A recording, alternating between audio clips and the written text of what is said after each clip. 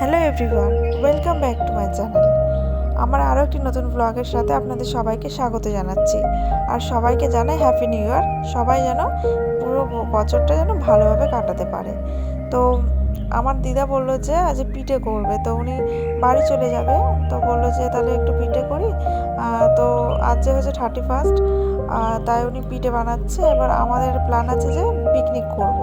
তাই উনি আগে পিঠেটা বানিয়ে নিক, তারপরে আমরা সবাই মিলে পিকনিক করব। এই উনুনেই রান্না করব, ওই জন্য পিঠে করছে বলে দেরি হয়ে যাচ্ছে। আমরা সবাই ওয়েট করছি কখন হবে, আর তারপরে আমরা পিকনিকে রান্না করতে যাব। তো এদিকে ওনার পিঠে হয়ে গেছে, তারপর আমরা এদিকে পিকনিকের জন্য রান্নাবান্না সব গোছানো হয়ে গেছে। আমি এখন রান্নার দিকে চলে এসেছিলাম। কোনো দিন সেরকমভাবে 31 সেরকম জায়গা হয়নি, আর পিকনিকও করা হয়নি। তো এইবার যেহেতু ব্যান্ডেলে আছি বাপের বাড়িতে, আর সবাই বন্ধু ভাইটা সব এক জায়গায় যেহেতু আছি, তাই ভাবলাম যে একটু মজা করাই যাক। এখানে গান চলছিল, এই যে নাচ করছে ঐশী আর আমার ভাই।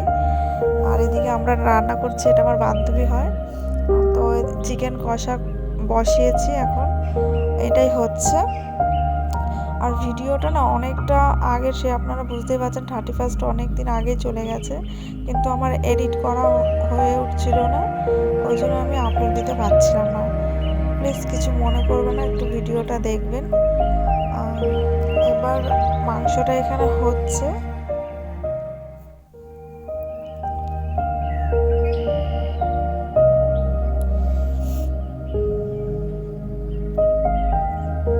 রান্নাবান্না কমপ্লিট, চিকেন কষা আর সাথে রয়েছে অল্প করে হচ্ছে পোলাও। আর আমরা এদিকে অর্ডার দিয়েছিলাম হচ্ছে রুমালি রুটি। এটাই আমাদের পিকনিক ছিল। রান্নাবান্না এগুলোই হচ্ছে রেডি করেছি। এবার এখানে খেতে বসেও প্রায় 2টো বেজে গেছিলো।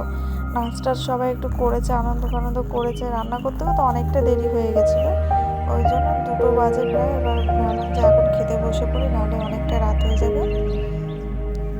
আর এই যে সবাই খাচ্ছে এখন। আর এই যে ইনি তো খুব নুন খায়, এই পোলাওয়ের সাথে ওর নুন লাগবে এখন। এদিকে সবাই খেতে বসেছে। ভিডিওটা যদি ভালো লাগে প্লিজ একটা লাইক কমেন্ট শেয়ার করে